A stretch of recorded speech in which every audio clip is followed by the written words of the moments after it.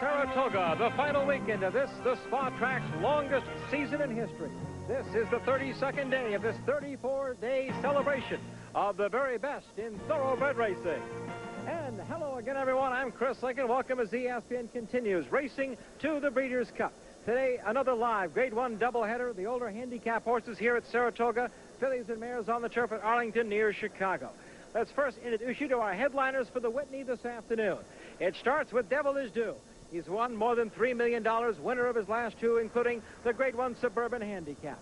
Among his rivals, the darling of Saratoga, this is Thunder Rumble, winning the Saratoga Cup, completing one of the greatest comebacks in recent thoroughbred racing history.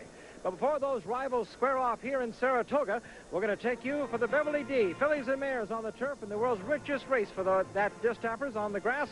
That's coming up from Chicago next on ESPN. Racing to the Breeders' Cup. Today's coverage is brought to you by Budweiser, Beechwood Age for a crisp, clear, classic taste. By Hollywood Park, where great times are a sure bet.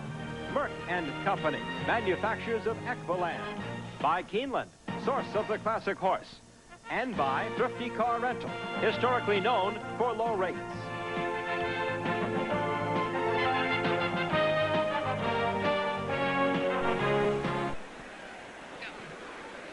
We're back at Saratoga. You're looking at some of the folks in the clubhouse dining area. This is the last Saturday of the meeting here, and some of the fans along the paddock rail.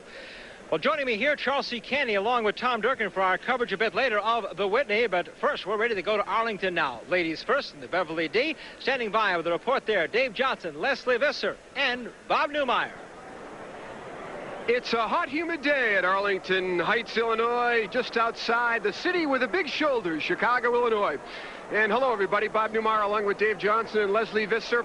You know, I think we'd all agree the Breeders' Cup is a sensational day of racing with one exception. No race on the grass for fillies and mares. Enter the Beverly D. The conditions of this race? You betcha, a Grade 1 event. The purse, $500,000, 8 of them traveling 1 mile and 3/16 on a firm turf here at this beautiful racetrack in America's heartland. Let's run down the field of 8 fillies and mares that will be seeking the lion's share of this $500,000 purse. The local favorite, Speedball Early Fire, is one of the best riders on the front end in the business, 6-1. Corizona's in from California with Gary Stevens and Dick Mandello, the trainer, at 7-2. A top-class mare from Europe, Hatouf, 3-1, Walter Swinburne from across the seas to partner Hatouf. Also user-friendly at 9-2 with Chris Anley, another European with back class. A long shot, Potre D, trained by Ron McAnally. Hero's Love with local riding hero Aaron Grider. Weekend Madness will be running late with Shane Sellers. And, of course, the American Eclipse Award-winning mare on the grass for the last 2 years, Chris McCarron, riding flawlessly. And there is Hatouf. What company lines? Ski Paradise, Big Stone, Azud, all the top male horses. She won a Grade 2 in France in her last run. She may be the best from Europe. This is the best from the United States of America. Trained by 81-year-old Charlie Whittingham flawlessly. What an aptly named mare this is. Pick her up on the rail here in 4th. In the Beverly Hills Handicap at Hollywood Park, hopelessly trapped Corazona, who's in this field today, now angling out 4 wide with the white silks and blue. Hollywood Wildcat, a wild 3-horse finish, flawlessly would get 3rd. Corazona would win this by a neck over Hollywood Wildcat. 2 of these 3 are back today. For the call of the Beverly D, upstairs to Dave Johnson. And what a field. Flawlessly, the last to load. All set. And they're off in the Beverly D. And one dreamer on the inside quickly scoots to the front. Potre D in the green and white colors into the 2nd spot. Weekend Madness is racing 3rd. Here comes User Friendly, Europe's Horse of the Year in 1992. Finding room and moving up into the 2nd spot. Jockey with the white cap there. Flawlessly, the great mare on the outside is racing 4th. Potre D is back into 5th. Then Corazona is 6th. And then a break of some 6 lengths back to the trailers. Hatouf and the Hero's Love is the trailer. They move around the clubhouse turn, and on the inside, One Dreamer still takes the field in front by a length and a half, and User Friendly is in the second spot. Corazona at the rail with Gary Stevens racing third, just 2 1/4 off the lead. Weekend Madness is fourth. On the outside, in the black cap, that's Flawlessly, trained by Charlie Whittingham. McCarron aboard, inching up now and taking fourth position. Weekend Madness is back into fifth. Potrady is sixth. That's Hatouf beginning to close a bit of ground, and Hero's Love is the trailer. The half in 47-3 on this firm turf course as they go to the far turn. On the inside, it's One Dreamer leading only by 3 parts of a length, and here comes Corazona, a close-up second as Flawlessly makes a bid on the inside. Now racing in third position. Weekend Madness is next as User Friendly drops back, and Hatouf with Walter Swinburne looks for some racing room. They turn for home. It's One Dreamer who's led from the start, in front by a length. Corazona with the blaze face in second. On the outside, Flawlessly is third. Hatouf is flying, and down the stretch they come. One Dreamer with early fires. Flawlessly between horses. Hatouf gobbling up ground on the outside. Here comes Hatouf, and Hatouf, who was fifth on the Breeders' Cup turf last year, wins the Beverly D in 1:55-2. Far back in the early going with Walter Swinburne aboard, and with One Dreamer on the front end trying to go as far as she could, as fast as she could. It was Hatouf, the horse with the big class and the horse who had beaten the boys in Europe, coming home the winner unofficially in the Beverly D. As we build it at the top, the best from Europe against the best from the United States of America. This is what international racing is all about, folks. Hatouf and Flawlessly, 2 5-year-old mares with giant hearts dueling in a deep stretch run. And how about that One Dreamer on the lead, the gray with early fires, trying to nurse every ounce of energy, trying to take this field flagpole to finish. But Flawlessly, second out with McCarron, furiously driving, and Swinburne 3 out from the rail with Hatouf, a 3-horse photograph. But the pictures will show that the classy Hatouf would beat Flawlessly by a head. One Dreamer third, and Potrady a fast-charging fourth. There she is, Hatouf, the unofficial winner. Let's go back to the spa and Chris Lincoln. Thank you, Bob. What a way to get us started here on our Racing to the Breeders' Cup Series. Hatouf, who you see there, 5th in last year's Breeders' Cup turf. We'll see here on Racing's Championship Day. You can bet on that. November 5th at Churchill Downs in Louisville, Kentucky. When we return, we'll have more of our coverage here from Saratoga and from Arlington. Back at Saratoga, and in the background, we can hear the replay of the Beverly D over the house system here, and the fans of Saratoga are still buzzing about that great 3-horse finish, as I know they are at Arlington. Before we go back there to make things official, though, we have some interrupted business last week, if you will, at the Islet of Monmouth, one of our features on our great equine athletes and the care of these athletes, with Dr. Larry Bramlage. He talked with us then about bone growth and about one of the potential problems for the thoroughbred. Well, a horse grows, or people grow for that matter, by making layers of cartilage, like putting the skin on an onion. And as you add a new layer, the underlayer changes to bone. And this goes on hand over hand until you get the normal size of a person or of an adult horse. But because horses grow at a rate 50 times greater than humans, the potential for trouble is magnified, and sometimes the result is an OCD. Instead of having the normal conversion of the cartilage to the bone, something interrupts the process, and you get a remnant island of cartilage. And so where there should be a surface of bone to carry the horse, there's an area of cartilage that's left there. And that cartilage can't withstand the pressure of exercise as well as bone can. Famous OCD patients include Gopher Gin, winner of this year's Kentucky Derby, and prominent in all 3 Triple Crown races, as well as Derby runner-up and Belmont Stakes favorite, Strode's Creek. The problem with Strode's Creek was right here, on this joint surface, inside of this big joint, which corresponds to the same joint that we have in our knee. This is the horse's similar joint, and he had a problem with the joint surface having a malformed piece right there. With Gopher Gin, it was here, on the joint surface on the underside of the ankle. Arthroscopic surgery corrected the problem of Strode's Creek. while Gopher Gin's OCD just needed time. His trainer, Nick Zito, has noticed no residual effects. Not really. You know, he's a perfect mover, and he's never taken a lame step or a bad step, and he's a sweetheart. I mean, he's just a beautiful animal to train, and he's just got a beautiful way of going. And Dr. Bramlage pinpoints exercise as a key ingredient for proper bone formation. Exercise plays a role in determining what the strength of bone is going to be and how much exercise that bone can withstand. Now, that gets to be a clinical problem if you have to confine a horse, and he makes bone appropriate for stall confinement. The tough part is getting him back out without damaging that bone, and if you damage growing bone, you'll often get an OCD. This educational feature is brought to you by the American Association of Equine Practitioners through a grant from Merck & Company, manufacturers of Equine, a broad-spectrum dewormer available from your veterinarian. An update, by the way, on the Kentucky Derby winner Gopher Gin. I visited with Nick Zito up here in the stands a little bit earlier this afternoon. He's very pleased with Gopher Gin's return. He finished third, beaten less than 2 lengths in the 7-furlong 4-go on Wednesday. It's on to the Woodward, he said, in September. You'll see it here on ESPN. We still await the official results from Arlington International for the Beverly D. When we return, we'll be going to Chicago. As you look at the winner's circle, unofficial winner, that is Hatouf from France. We welcome you back to our Racing to the Breeders' Cup coverage. The Whitney Handicap coming up later this afternoon here on ESPN.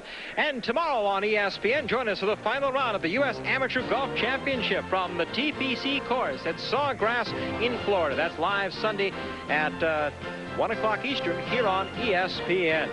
It's official now at Arlington International, the Beverly D. Let's go back there to Bob Newmeyer.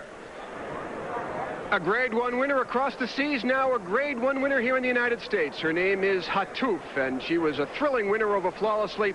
Let's show you the prices for Hatouf. $780 to win. And the exacta combining Flawlessly and Hatouf worth $23.20 running time, 155 2/5. With the winning connections, my pleasure to throw it to Leslie Visser.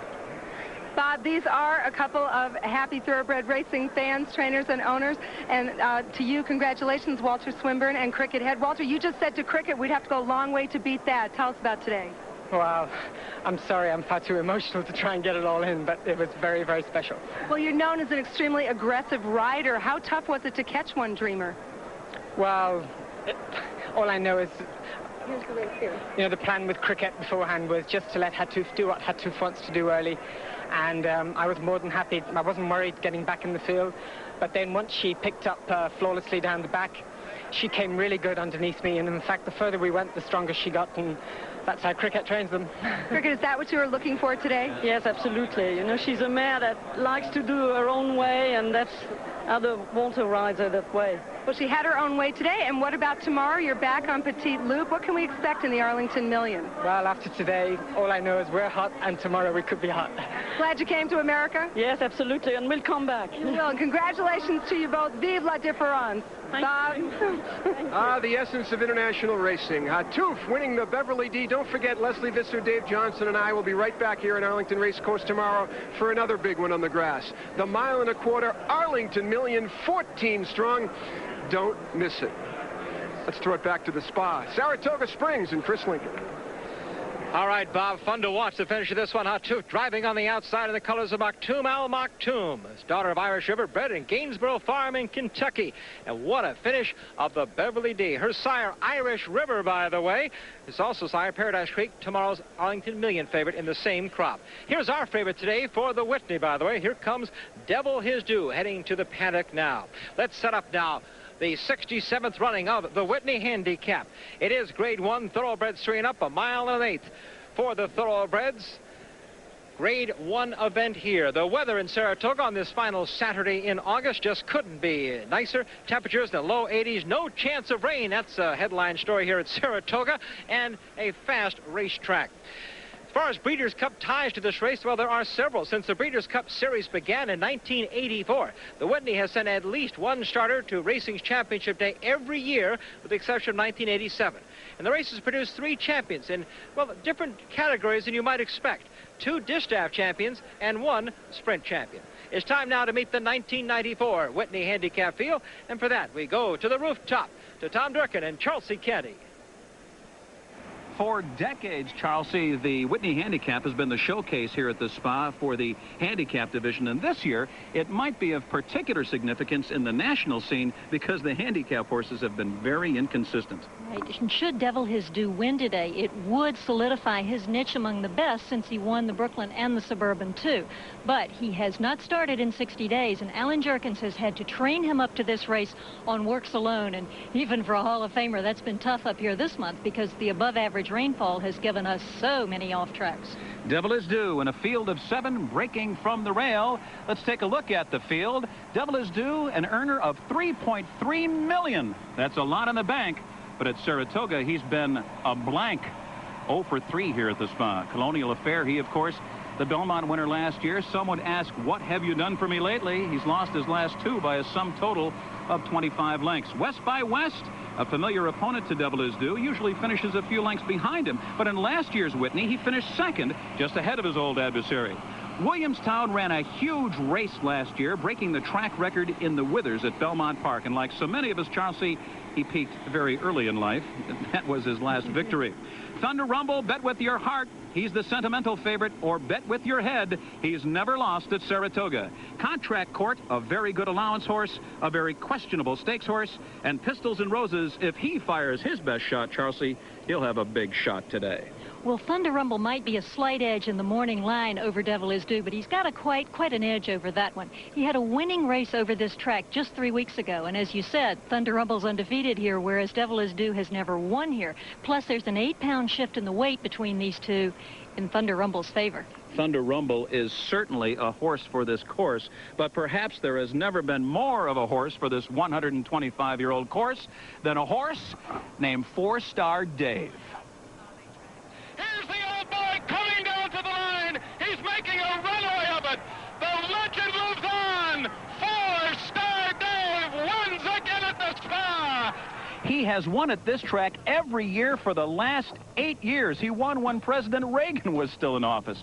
Today he was honored in ceremonies with a proclamation from the governor, keys to the city from the mayor, and they retired his stall back in Barn 61, but he probably will be back next year himself. Fans signed a get-well card. He was injured in his last race, but again, he should be back next year. And here at Saratoga, the fans love him as much as he loves Saratoga. You will see people giving him standing ovations, coming to the track with signs. You'll see people weeping when he returns to the winner's circle. It's unbelievable. Well, they may get a chance to do the same thing again next year if that surgery goes the way they think. He'll be back as a 10-year-old. We should all have that kind of longevity.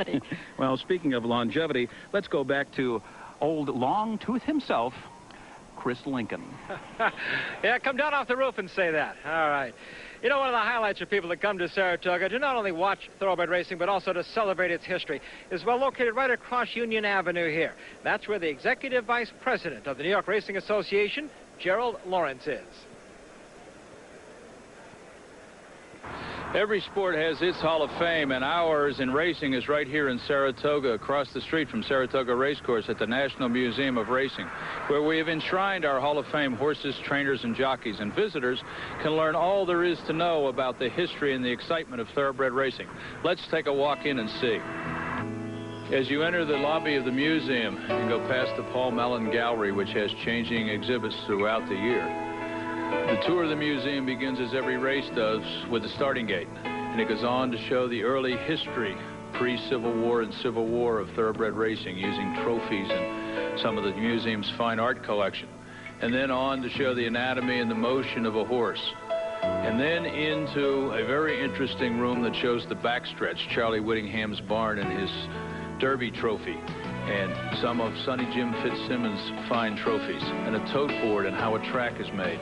And then visitors can go into the Hall of Fame and see the plaques commemorating all of those who have been enshrined, in a fantastic film which shows every racetrack in America. People can then move on to Famous Faces and see a set of Triple Crown trophies. And finally, they exit through Old Saratoga and past our gift shop and hopefully take home a souvenir, because this museum is open every day of the year. Well worth the visit. The National Museum of Racing and Hall of Fame. Here come the jockeys now for the Whitney Handicap. We'll be back with more of our coverage from Saratoga Springs right after this.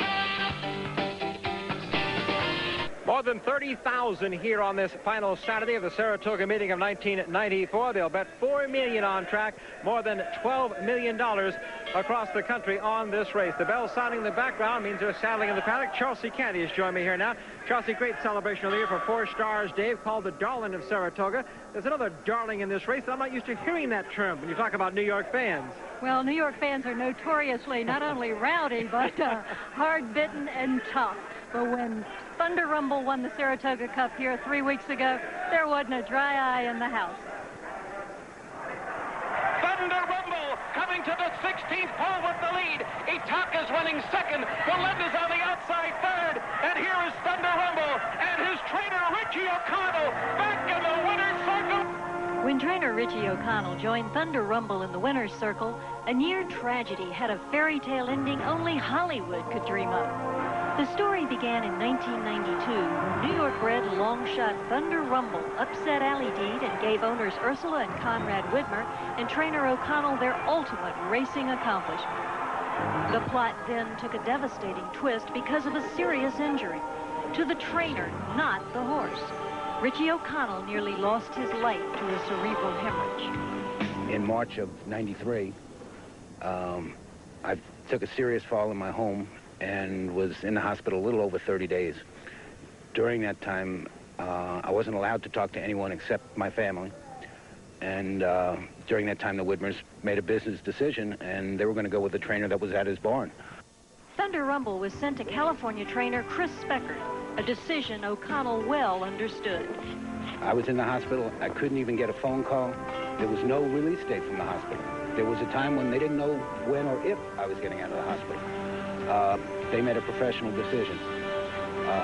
Did it hurt? Yes, but I was in serious trouble. I mean, I was trying to live, and that was much more important than Thunder.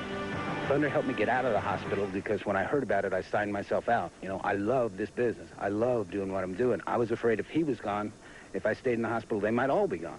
Meanwhile, Thunder Rumble was struggling on the West Coast. He underwent ankle surgery in June of 1993, then couldn't adjust to the California racing circus, finishing unplaced in 4 starts this year. Back east, O'Connell hoped for a reunion. When his career was in decline in California, I thought there was a possibility. The Widmers called me, it was discussed, and they asked me if I wanted to try, and, you know, this is what I do. And I wanted to try. Together again since July, the pair are thus far undefeated, and they also share a strong bond. Thunder propelled me then, and now he's propelling me professionally. And I try to be very good to him, and he's always been very good to me. And there is Thunder Rumble, and Richie O'Connell knows his horse. And he says when Thunder Rumble's happy, he runs good. And right now, he looks happy. Richie says he is happy. Look for him to run good. Great story, Chelsea. How can you not cheer for Richie O'Connell and Thunder Rumble? Still more than 2 months from Breeders' Cup 11, November 5th at Churchill Downs, but you can start betting that Breeders' Cup right now. The future book is opened at Caesars Palace, Las Vegas. Let's take a look at the classic as it pertains to our Whitney horses. Devil's Due, the shortest price at 5. Look at the price you get on Thunder Rumble at 40, and how about West by West at 50? Williamstown, by the way, is looking to the sprint for the Breeders' Cup. He's a juicy 90-1. The only one in our field of 7, Pistols and Roses, is not eligible for the Breeders' Cup. Well, Lion Crest Stables Devil is Due, the richest money earner in the field at more than $3 million, the biggest weight carry at 125 pounds. We talked with his Hall of Fame trainer, Alan Jerkins, about that. He seems more concerned about other factors in the Whitney rather than just weight. Well, the weight is not as important as how good your horse is. If your horse isn't any good, then a certain day, even if he has a break in the weights, he's not going to win anyway. A few pounds either way, it's not the same as having good luck in the race and having the race come up and the track be to suit your horse. Naturally, everybody wants to get in as light as possible, but it's not as important as the horse himself and the luck in the race, in my opinion. Devil is Due picked up the added weight off his last 2 victories. The Grade 1 Suburban that he won by half a length, and his 8-length plus romp in the Brooklyn. Well, the last one was hard right near the end. For some reason, they were catching him right on the end. Mike had to get after him pretty good. So I thought probably he had run his streak, that he needed some freshening up. Besides, we have the races in the fall, too. The race before that was brilliant, you know, and he went off by himself, and that's why he's got so much weight on him now. They're on the track now for the 1994 Whitney Handicap. We'll begin with the one-horse Devil Is Due, a Keeneland sale purchase of $25,000. And a developing story here. Devil Is Due had a visit from the Internal Revenue Service the other day. They're trying to attach the purse, saying that Lion Crest Stable actually has some ownership of Edith Labuti's father, who they have a tax dispute with. Again, that is in dispute. Devil Is Due, though, winner of more than $3 million, is rider Mike Smith, defending Saratoga and Eclipse champion. The two-horse Colonial Affair, last year's Belmont Stakes winner, has not fared well of recent. Scotty Schulhopper sends him out, said he's over a lot of his old problems, and Jose Santos, a four-time riding champion, has them out. The three-horse is West by West, in the money in 5 of 7 starts this year. Won the Widener earlier at Hialeah, was second by 4 lengths in the recent Saratoga Cup. One of the best riding, Pat Day, Hall of Famer, 3-time winner of the Whitney, 86, 87, and 1989. The four-horse, a $325,000 Keeneland sale purchase. A Son of Seattle Slew, the 4-year-old with front-running speed, comes from California off a close third in the Bel Air Handicap at Hollywood Park. The rider, Eclipse champion Craig Perrette. The 5, and here is the story horse, the darling of Saratoga, Thunder Rumble, undefeated, 3 for 3 at Saratoga, including this year's Saratoga Cup. Richard Migliore, the rider, among the top 10 riders at every meeting in New York last year. The 6th horse from Barry Schwartz's barn. This is Contract Court. He's a speed horse, has won his last 2 allowance starts here by a combined 15 lengths, purchased in England a year ago. The rider, Jerry Bailey, closing in on his first Saratoga riding championship.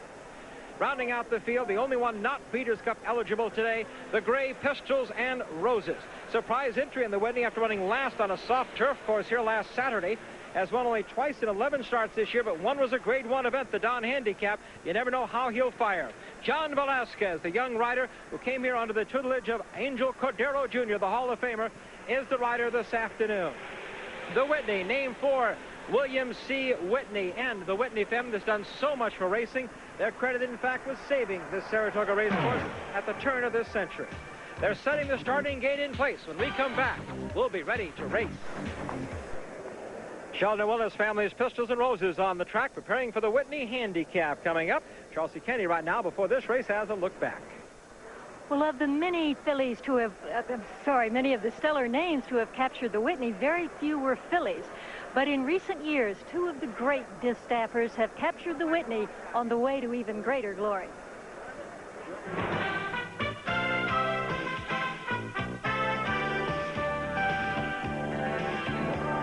The 1986 edition of the Whitney Handicap showcased the considerable talents of the gray mare Lady's Secret. The daughter of Secretariat left this all-male cast in her wake before moving on to a similar victory in the Breeders' Cup Distaff, wrapping up her eclipse for Horse of the Year. 2 years later, the same sloppy track for Personal Ensign, and she responds to being gulched by a widening length and a half in a time only 4/5 of a second off the track record. Gulch rebounded to capture the 1988 Breeders' Cup Sprint, while Personal Ensign took that desperate and memorial decision from winning colors in the Breeders' Cup Distaff. No filly in our field of 7 this afternoon in the Whitney, but still perhaps a Breeders' Cup champion as we take a look at the current odds here presented by Auto Tote at Saratoga Racecourse. Devil Is Due at 2, the favorite. Colonial Affair at 8, West by West 5, Williamstown at 12, Thunder Rumble. There he is the favorite, 7-5 now. Contract Court at 10, Pistols and Roses at 12. Well, again, Thunder Rumble, Devil Is Due. We're vying for the favorites role. Again, looking for value for you. So here is the Whitney's Budweiser Longshot.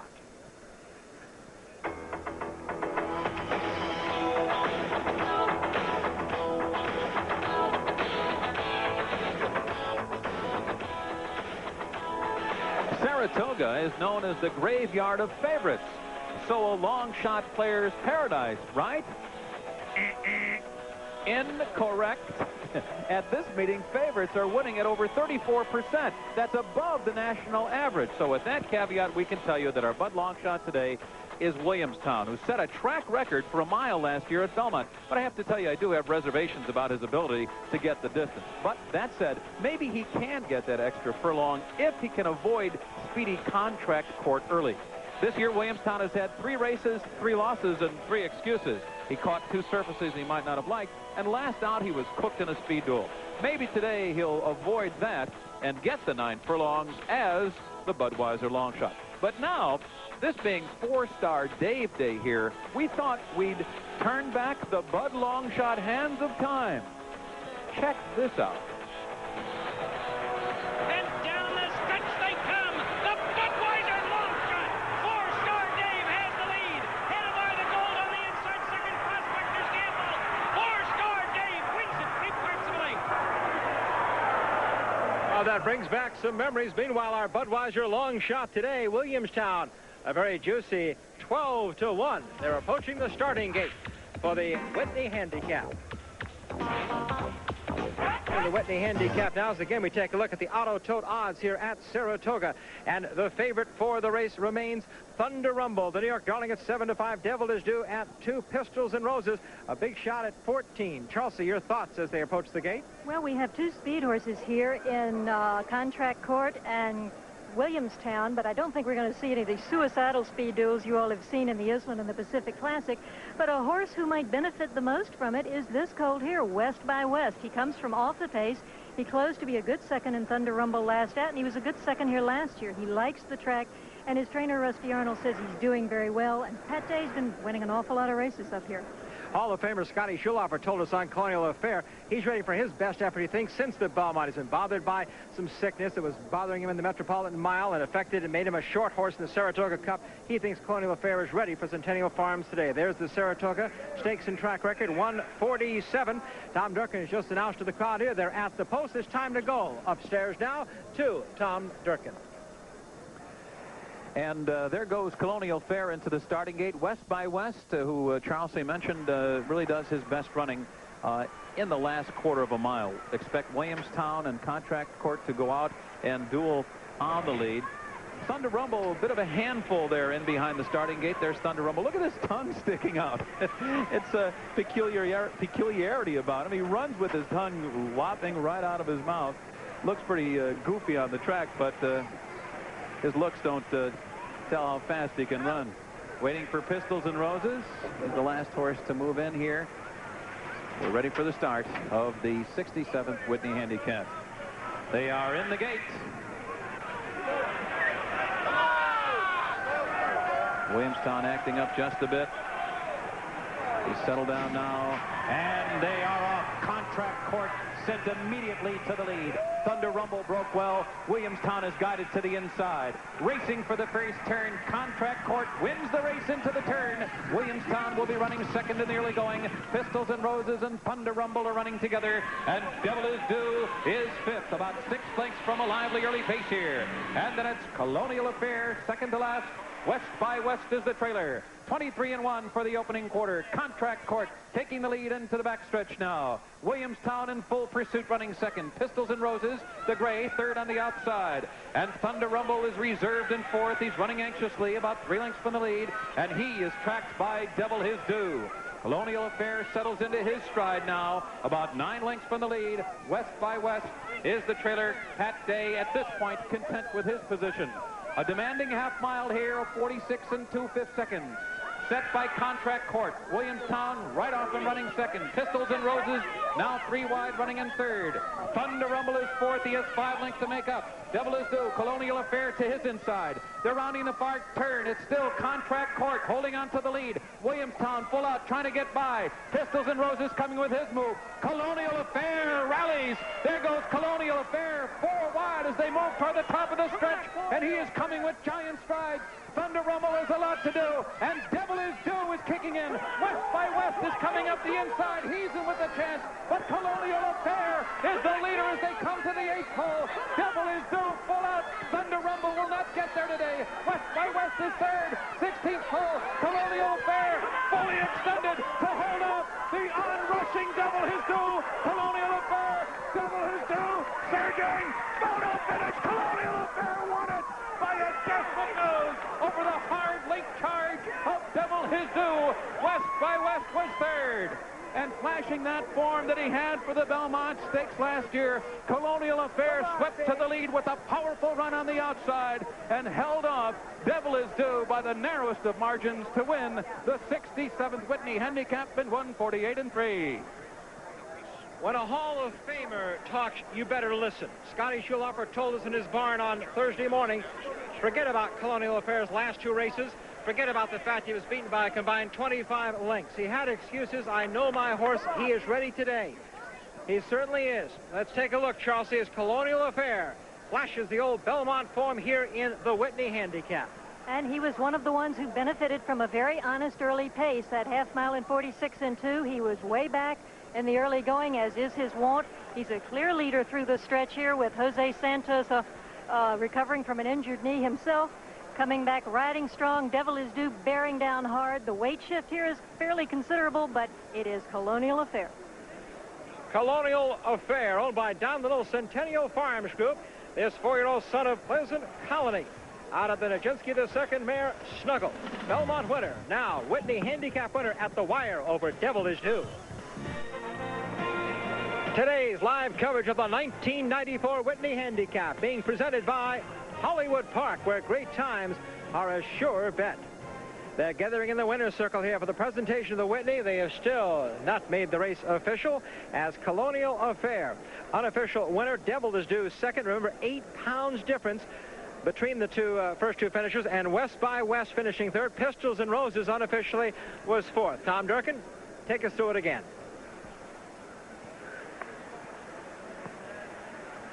Colonial Affair to his outside. There he is, Colonial Affair, making that move, coming off the rail. This is when Santos had to move because he knew he had some dead pieces in front of him. The long shot leaders were beginning to weaken. To his outside at that crucial point on the turn was Thunder Rumble, who did not run as expected today. With that sharp and decisive move on the far turn, he opens up 3 lengths on Devil Is Due. Mike Smith, persistent and perseverant with that left-handed whip on Devil Is Due, exhorting him to everything he has, but he just fell a nose short to Colonial Affair. Colonial Affair, one of the more inscrutable horses in training.